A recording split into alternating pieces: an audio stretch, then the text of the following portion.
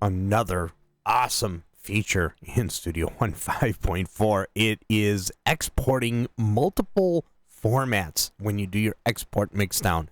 Watch this. Okay, so we have our song. And we have now, if we go to song and we say export mixdown, check this out. This is awesome. All right, if you look here on the left-hand side, you can see all of the different formats that Studio One can export a file as.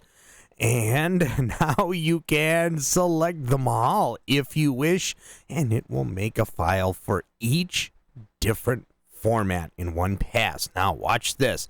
So since I have them all checked, you see this area right here, you can go ahead and choose 44.1 and 320 for the MP3. We can go to the WAV file. We can actually make this 24-bit 44.1 if we wanted to. We can go to the AIFF and do the same thing.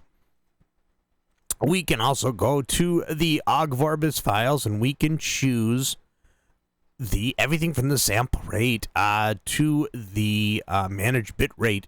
It's this to me is just mind-boggling to be able to do all of this in one pass. Now, CAF file is something I'm not familiar with. I'm not quite sure what that is. But you can select these options from that. Here is an M4A. I believe that this is for the M4A. Let me zoom in on this. This looks like it might be for the video file. Actually, let's look at that too. Let's cancel this and let me go to song and export. Let's see here. I haven't tested the video portion of this or if it's even a thing. Okay, I've got a shortcut for exporting video right here. And let's see. Oh, since there is no video, it is not an option. Okay, so that actually makes a lot of sense. Let's go back here. Glad I looked for it.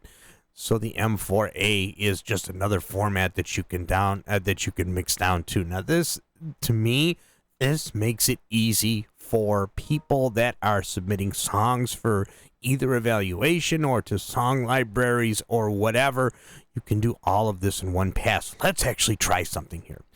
I'm going to go with a WAV file, 16-bit 44.1. I want to see what it does in the song file. And then an MP3, which we're going to go ahead with 44.1, and we're going to go with 320, and I want a constant bit rate. So now I have a loop zone set in my song. I don't have the marker set, so I'm going to use the loop zone here. So watch this. I'm going to go ahead. Let me see if it doesn't. Does it do them one at a time or just one pass? Oh, it looks like it did it in one pass. Okay, so now here is the mixdown file. Look at that. An MP3 and a WAV file all in the mixdown folder of your song folder.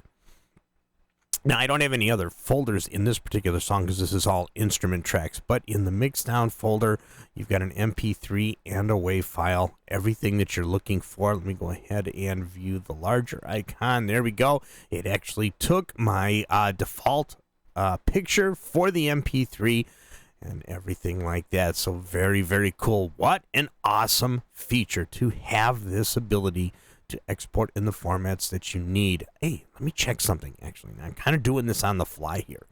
What if I do export stems? I wonder what this does. File, export stems. Okay, so it looks like export stems is the same. You just have to do it in one pass, so you can pick which one you want here. But boy, would that be a cool thing for export stems. I would assume that this would take a little bit more computer power to do multiple formats of exporting stems. But there you go. We have checked everything that I can think of.